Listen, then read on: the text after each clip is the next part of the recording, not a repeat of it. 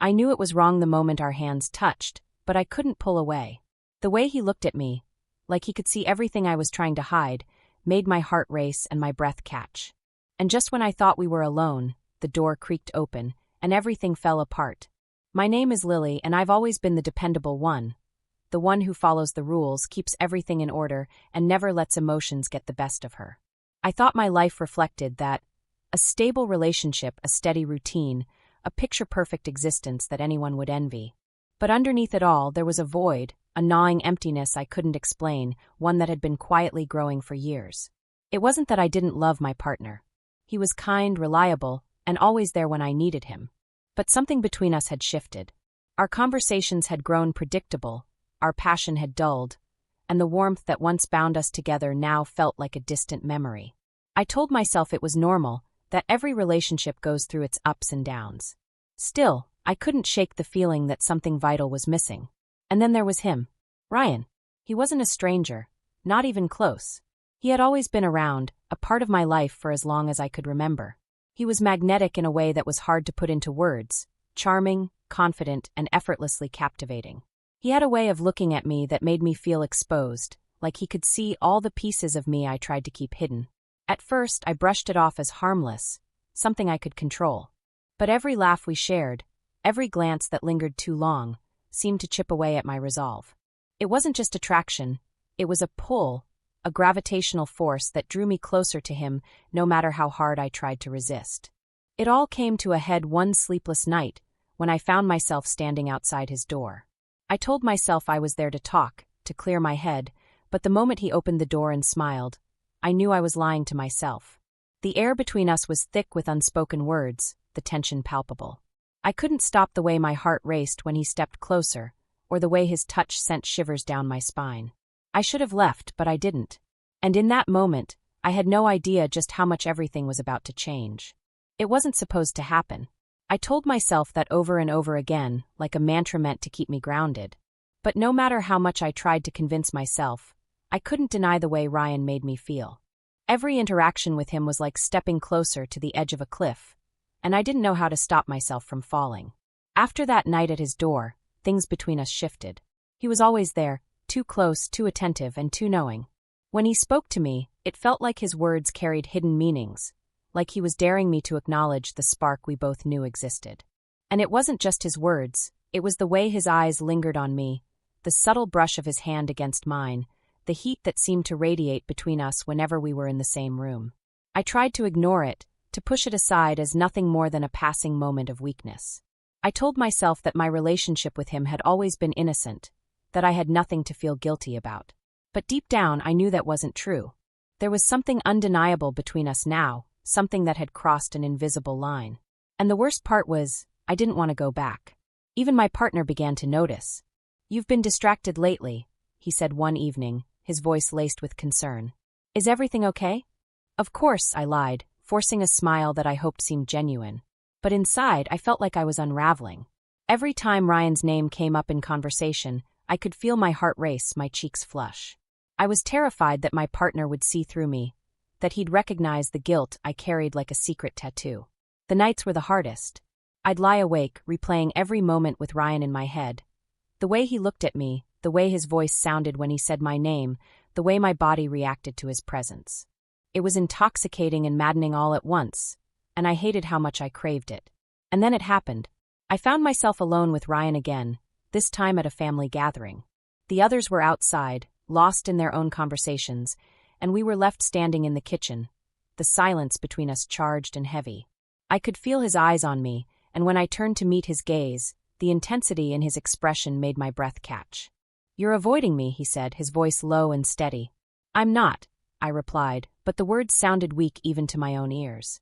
He stepped closer, closing the distance between us until I could feel the heat of his body. "Yes, you are," he said, his voice soft but firm. "And I think I know why." I didn't respond. I couldn't.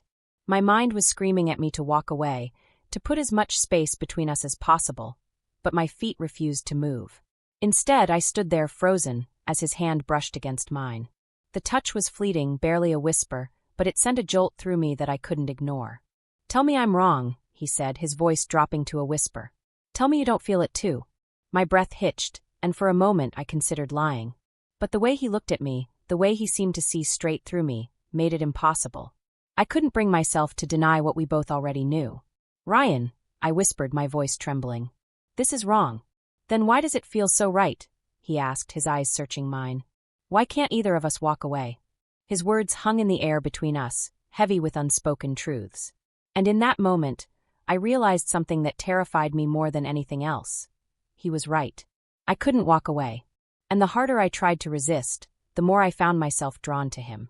The more I tried to resist Ryan, the closer I found myself being pulled into his orbit. He had a way of breaking down my defenses with a single glance, a fleeting touch, or a quiet word spoken just for me. It felt dangerous, intoxicating, and impossible to stop. And deep down, I wasn't sure I wanted to. It started small, moments stolen in the spaces between others.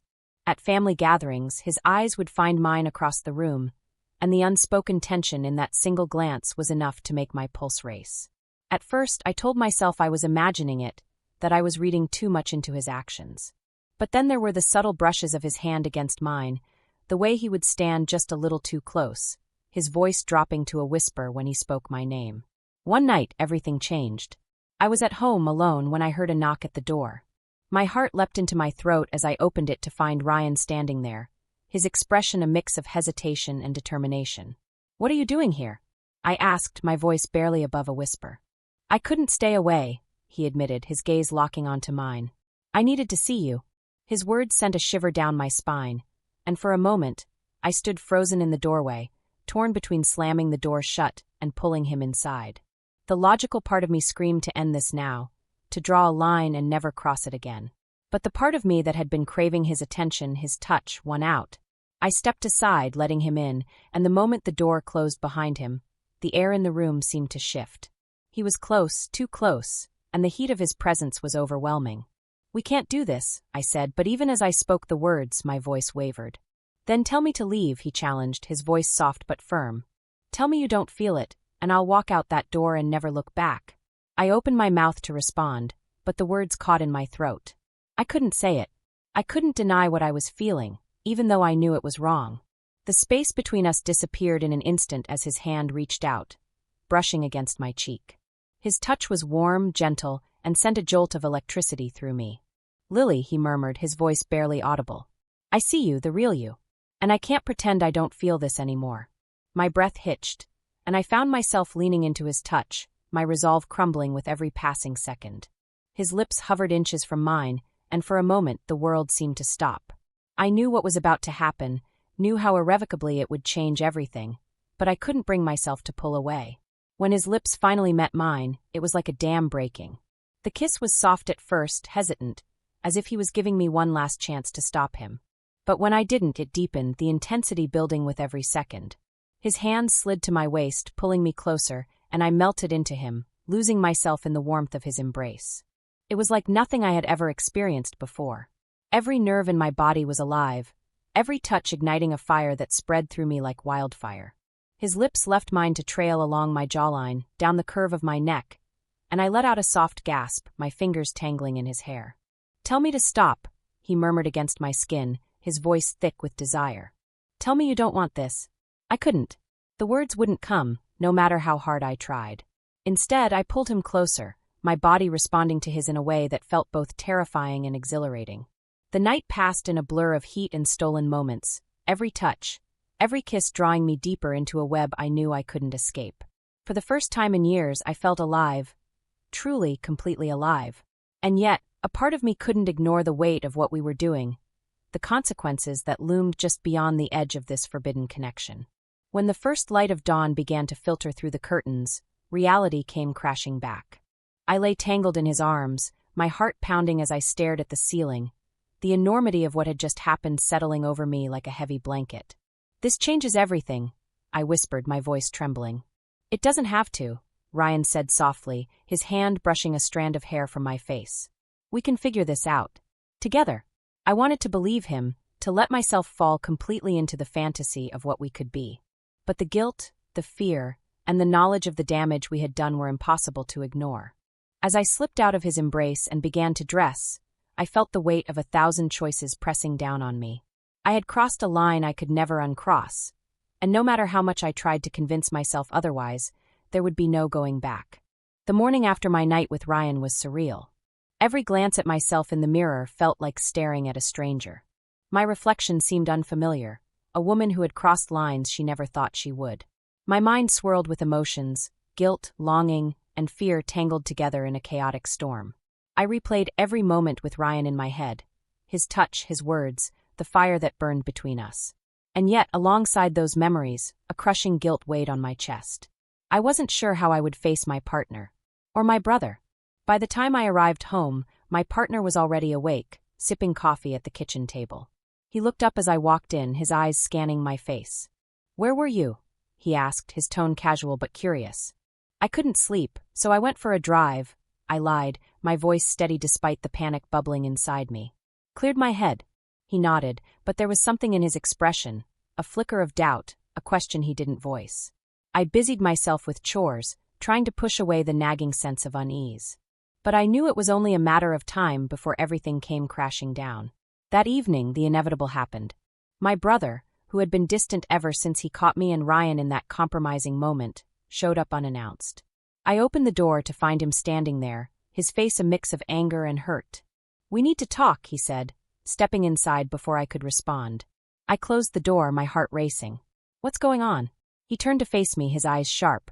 "You know what's going on. Don't play dumb, Lily." I froze, the memory of that night flooding back in vivid detail. "I don't know what you mean," I said weakly, but my voice faltered, betraying me. "Cut the crap," he snapped, his voice rising. "I saw you. I saw you with him. How could you do this?" The weight of his words hit me like a freight train. I didn't mean for it to happen," I stammered, tears pricking the corners of my eyes. "It just happened." "That's your excuse?" he said, his voice trembling with anger. "It just happened? Do you have any idea what you've done? To him? To yourself? To me?" I opened my mouth to respond, but no words came out. He was right. There was no excuse, no justification that could make what I'd done okay. "I trusted you, Lily," he continued, his voice breaking. "I thought I knew who you were, but now, I don't even recognize you." His words cut deep, and I felt tears streaming down my face. "I'm sorry," I whispered, my voice barely audible. "I never wanted to hurt you. I never wanted any of this." "Then why did you do it?" he demanded. "Why him? Of all people, why Ryan?" I couldn't answer. How could I explain the pull I felt toward Ryan, the way he made me feel alive in a way I hadn't in years?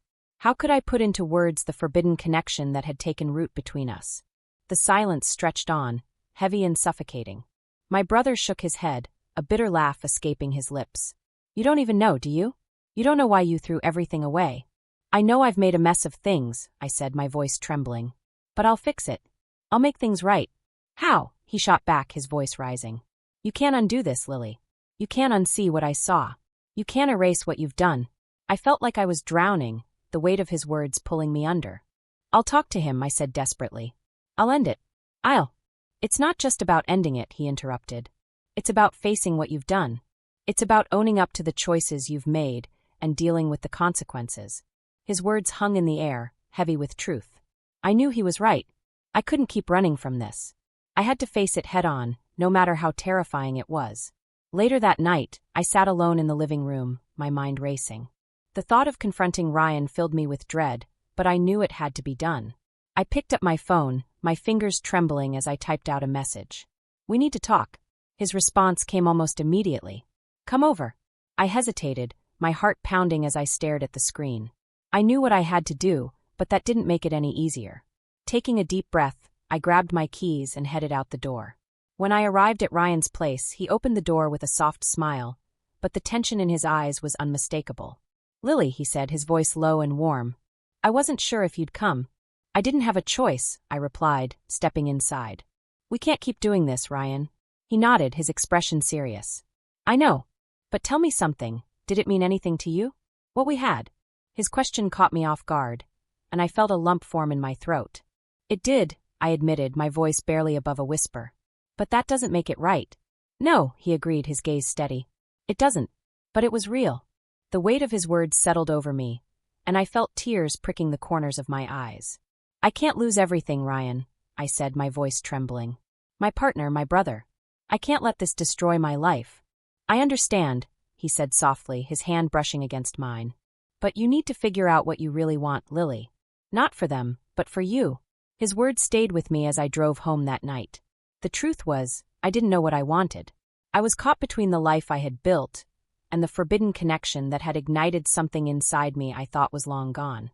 And the more I tried to make sense of it all, the more I realized there were no easy answers. When I got home, my partner was waiting for me. His expression was calm, but his eyes held a sadness that made my chest ache. "We need to talk," he said, his voice steady but serious. I nodded, bracing myself for the conversation that would change everything. It was time to face the truth, no matter how painful it would be. The truth hung in the air between us, heavy and unrelenting. My partner sat across from me, his expression a mixture of sadness and disbelief. I had just told him everything about Ryan, about the night we crossed the line, and about how far things had gone. The silence stretched on for what felt like an eternity, and I could feel the weight of his gaze as he tried to process my confession. "How could you do this?" he finally asked, his voice trembling. "How could you betray me like this?" "I don't have an excuse," I said softly, tears streaming down my face. "I didn't plan for this to happen. I didn't mean for it to. But it did."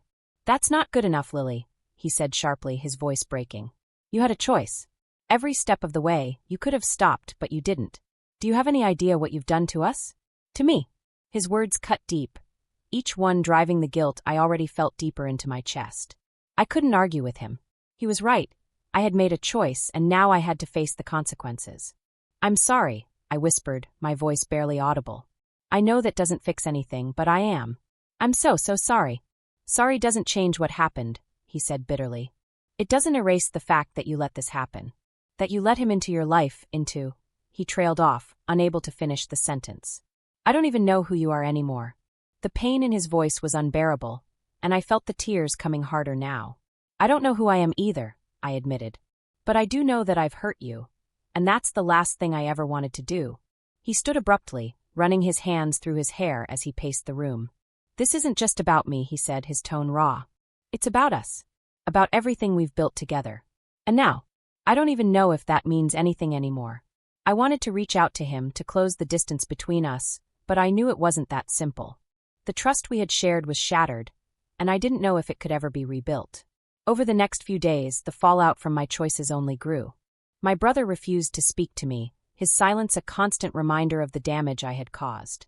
Every time I tried to reach out, he shut me down, his anger and hurt radiating through the few words he allowed himself to say. "I don't know if I can ever forgive you," he said during one particularly tense phone call.